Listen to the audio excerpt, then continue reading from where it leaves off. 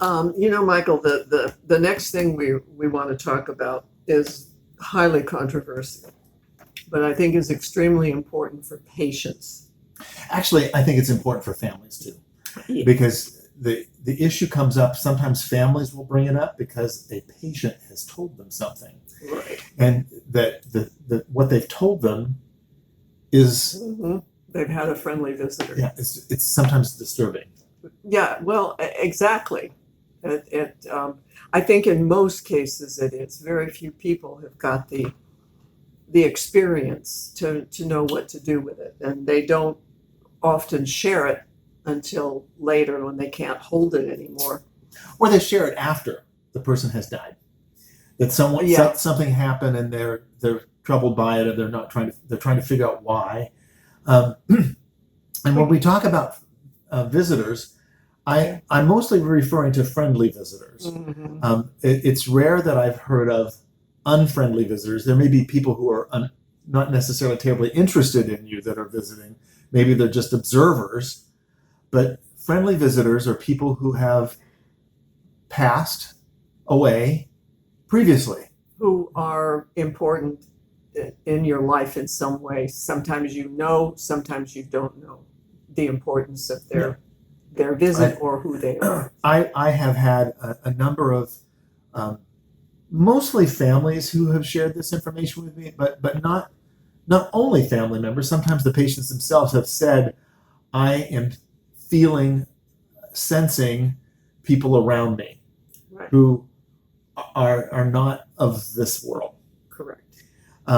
Most recently, I had a woman who, I won't give too much detail of her situation because of confidentiality, but the reality is that she was very open to telling me what was happening, who was there, the kind of stuff that is just interesting. She was fascinated by it, and she didn't have anybody else to tell except for me. And so she would tell me that this group of people was in the room. I mean, we're talking, there was 5 or 6 people at one point in time. And I said, do you know these folks?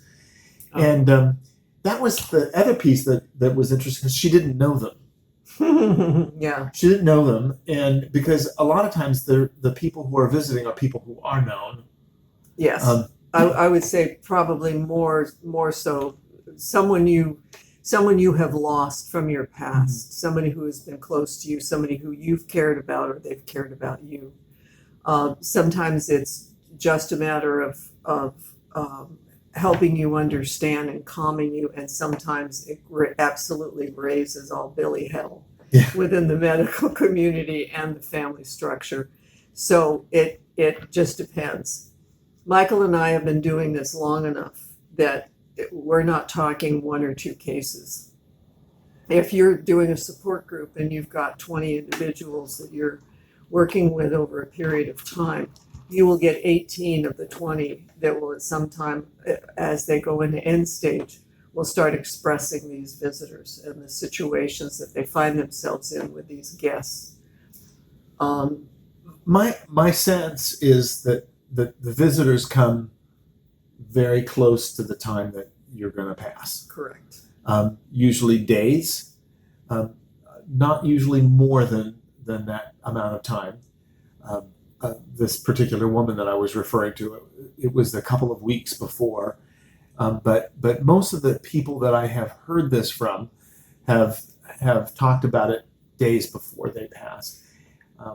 My mother shared with me, this is many years ago when my grandfather was dying, that he described a visitor who was kind of in the appearance of an angel, and that had the face of his mother. Now, interesting. What I thought was fascinating was his mother had died when he was 4, so she was not part of his life for the majority, 90% of it, majority of his life, but she was the visitor. Yeah. And one of the things that I have told people over the years is the thing that if you are the family member of someone who's having a visitor, and they share that with you, the question or the thing that you should say to your family member is, tell me more. Right. Not don't shut them down. Don't Yeah. do them the disservice Yeah. of saying that they're hallucinating or they really need to be medicated better. Or Michael's right. Just say, "Tell me more." Tell me more, because this may give you some insight into all sorts of things that you may or may not be aware of.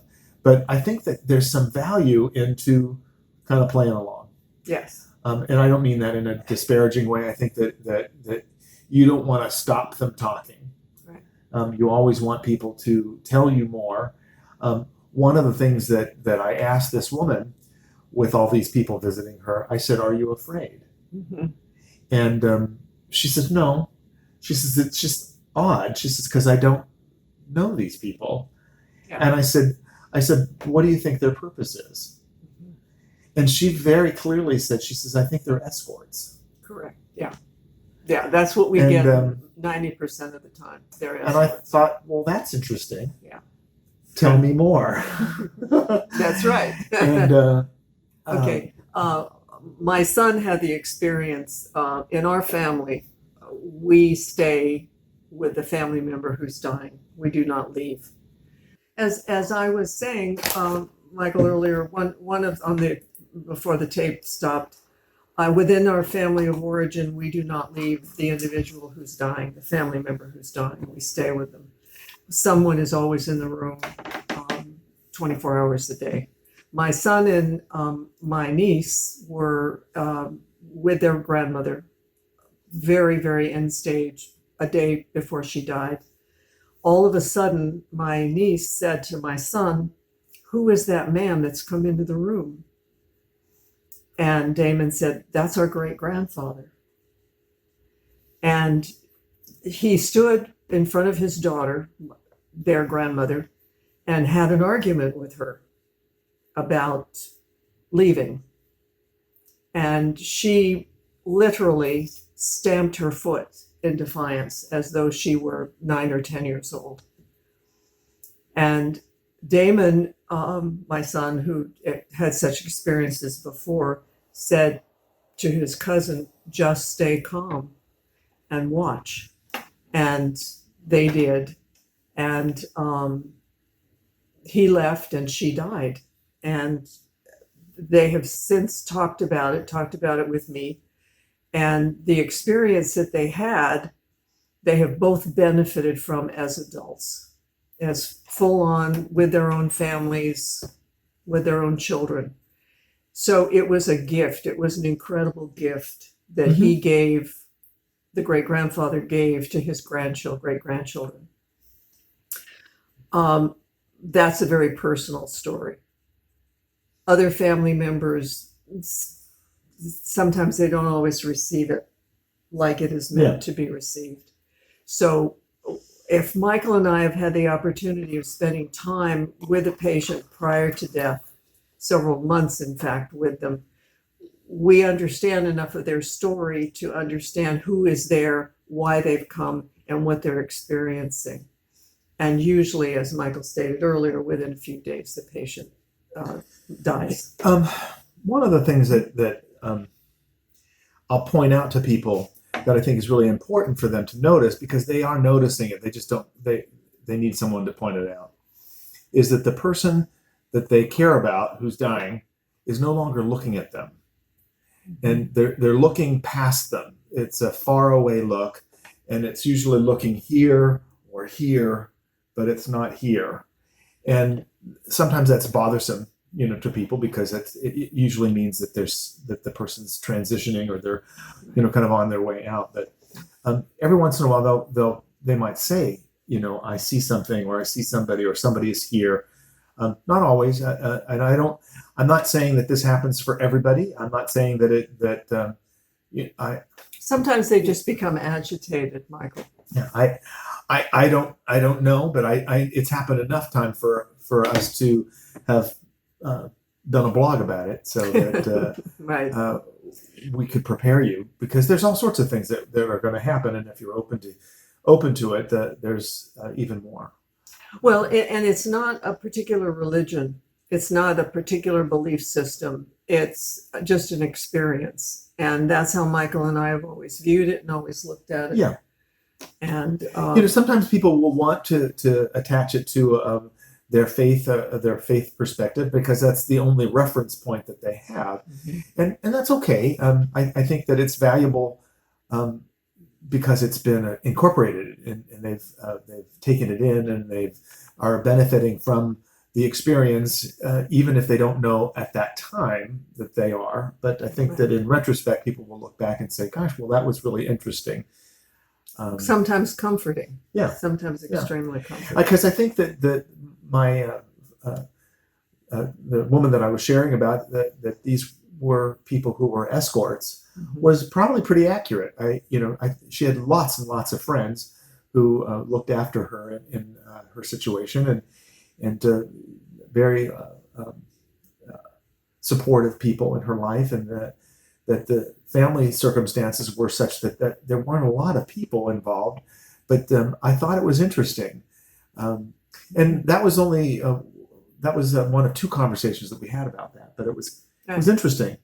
And well, society doesn't like it, Michael. These kinds of experiences and these kinds of things are not talked about because they're what do you mean? We can't explain it, and it's hard to explain. It's not science. It's not somebody wants to have photographs. They want photographs. They want recordings. They want social media. Yeah. It is. Well, I didn't see it on Facebook. That kind of stuff. Right. But the reality is that there is, and Gail and I talked about this very frequently about the fact that we get invited into sacred space. Yeah. And the fact that we use that word sacred doesn't necessarily mean it's a religious one. It's just a very, very special place that you get invited into if you are a family member that's still present, or you're a close friend that's still, in that inner circle where you're allowed to be in that sacred space. I think that professionally, I find myself in that space a lot because I've been assigned, I'm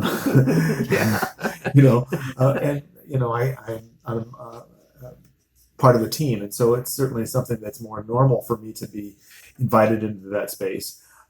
But what is even more appropriate is when I get invited to stay. Everybody will put up with me for one visit. It's the special ones that ask me to come back 3, 4, and 5 times. Yeah. Well, the other thing I was struck by is that when Michael and I met, we were doing a support group for a very specific group of men and women who had a very specific disease. And the difference is now most of our clients are seniors, people who have dealt with a problem for a long time. These were young people. These were 18 to, I think the oldest in the group at any given time was 52. So 38, 35, 27. I mean, that was the age of our population. And for them to have that, first of all, they were more open than our senior population. They weren't as afraid to talk about life and what they had experienced and their fear. They talked a great deal about their fear and their disappointment in where they were and what had happened to them. So we're now had the opportunity, the sacred places that we've been in are both extreme age groups.